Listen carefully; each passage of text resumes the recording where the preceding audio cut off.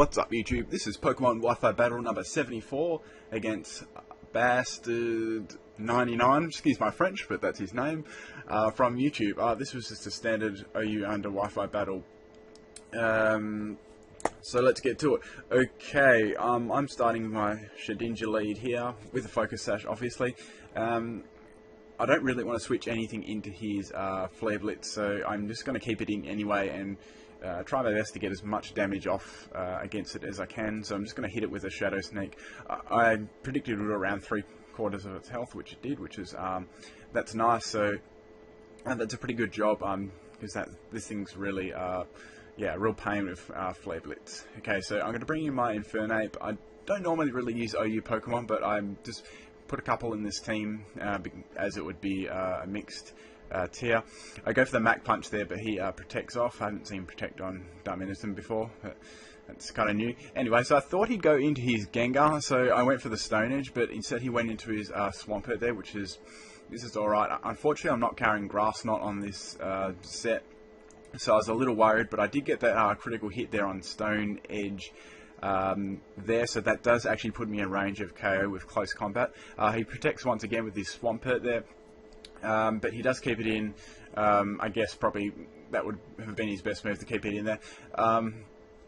So close combat does take the Swampert out, which is good because I didn't have too much to actually do against that thing, and as I said, I wasn't carrying Grass Knot either. Okay, so in comes the Haxorus. I'm thinking I should just go for a Stone Edge here, try and get a critical hit on it, because it may just go straight off for the Earthquake against me, because I have that defense and special defense drop. But it does go for the Dragon Dance there, so whatever, that's fine. I'm just going to go for the Mach Punch here, because I know I'm going to get outsped by this thing that shouldn't even be in OU. Interesting, he has a Rocky Helmet. I haven't seen that before. But as I thought, yep, he's going to go for the Earthquake there and take my Infernape down. But Infernape did really well there. Haven't used him for ages and ages.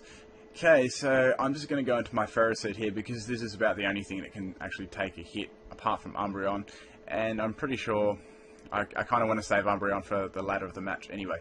So he does about half to me because I am Everlight Ferroseed, and Ferroseed is extremely bulky.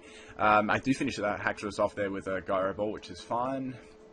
So obviously he's going to bring out his Darmanitan again. Once again, I'm in the situation where I don't have a Pokemon that really wants to take that move, so I'm going to have to leave him in there just as death fodder, really. And I know Flare Blitz and Iron Barbs is going to do a little bit of hurt to him as well. So he's down in just a very, very low health there. So I'm going to bring in my Umbreon here for just a bit of a Flare Blitz superpower kind of bait, because I am actually carrying Sucker Punch, and that will actually take his Darmanitan out, which is sweet. I love doing the unsuspecting Sucker Punch with Umbreon. Okay, so he brings in Scrafty.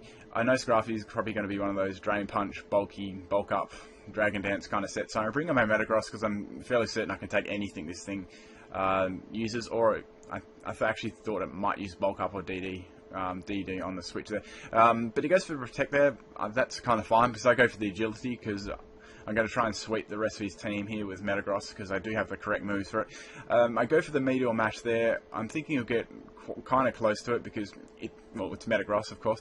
It does do pretty well. Scrafty is a little bit tanky as well. Obviously, he's got some EVs and health or defense there. Drain Punch doesn't do a hell of a lot, obviously, because it's looking to be one of those more bulky kind of sets. Anyway, I just got to play it safe and go for the Earthquake there.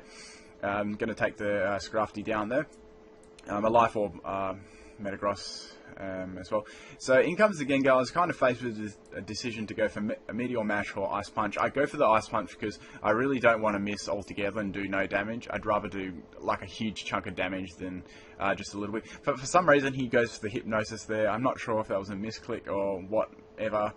But that kind of sealed the game for him. If he did actually knock out my Metagross, then it probably would have been even closer. But his last Pokemon was Breloom.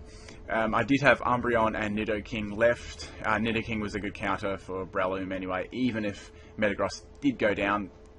But yeah, that's about all for this battle. It was a pretty close 3-0 there, just hanging on there.